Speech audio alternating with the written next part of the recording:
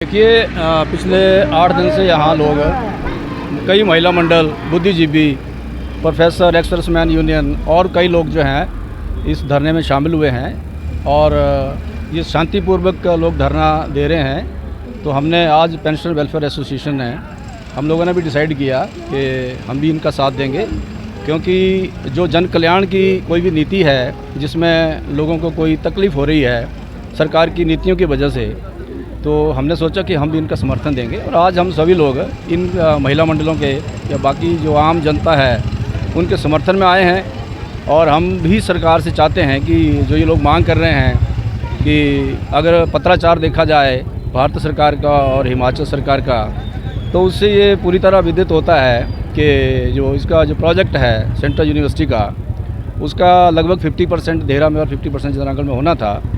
लेकिन दुर्भाग्यवश ये राजनीतिक शिकार हो रहा है ये यहाँ का जो भी विकास है, जिसकी वजह से ये यहाँ का जो 30 करोड़ रुपीस जो जमा होना था फॉरेस्ट क्लियरेंस के लिए, वो अभी तक नहीं हुआ है।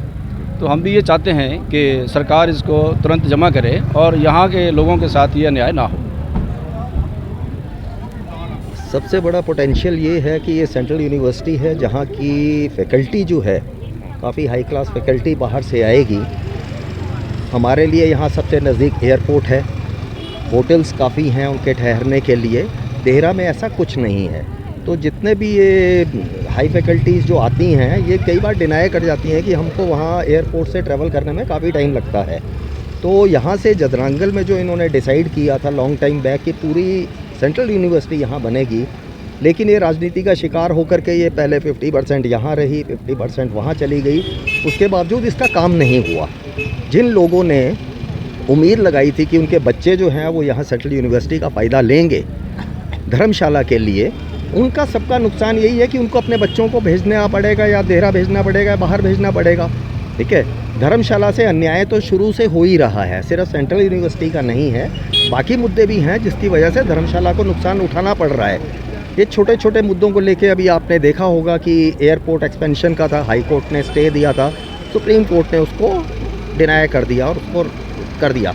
अब ये पॉलिटिकली अगर देखा जाए तो ये पॉलिटिक्स नहीं है, ये हम लोगों की डिमांड एजुकेशन है, और एजुकेशन में राजनीति नहीं होनी चाहिए, और राजनीति का द्वेष लेकर के भी ये चीज़ें नहीं होनी चाहिए कि मेरा ये पॉलिटिकल एरिया है, मैं यहाँ करूँगा या यहाँ करूँगा। डिमांड जब सेंटर ने ये डिमांड रखी थी सेंट्रल यूनिवर्सिटी के लिए जगह, तो हिमाचल सरकार ने ही उनको वहाँ जगह दी थी। ऐसा नहीं है कि लोगों ने कहा था कि आओ, हिमाचल सरकार ने अवेलेबिलिटी शो करी और यहाँ यूनिवर्सिटी के लिए सेलेक्टेड जगह थी। और वैसे भी धर्मशाला सेकंड कैपिटल है यहाँ का, और डिज़र्व धर्मशाला ही करता है।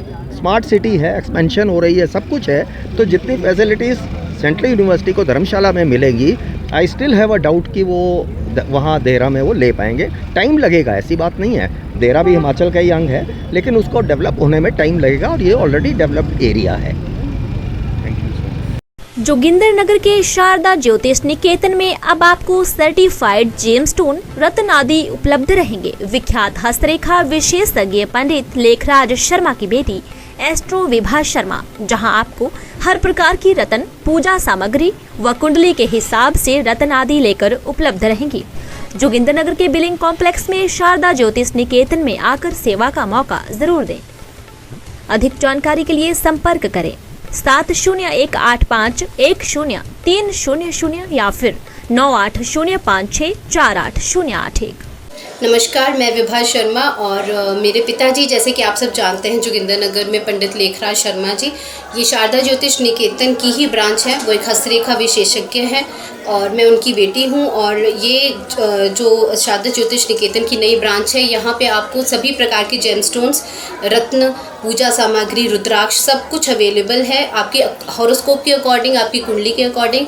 और साथ में यहाँ पे कंसल्टेशन भी आपको दी जाती है। अगर आप अपनी हॉरोस्कोप रीडिंग करवाना चाहते हैं तो आप यहाँ पे आ सकते हैं।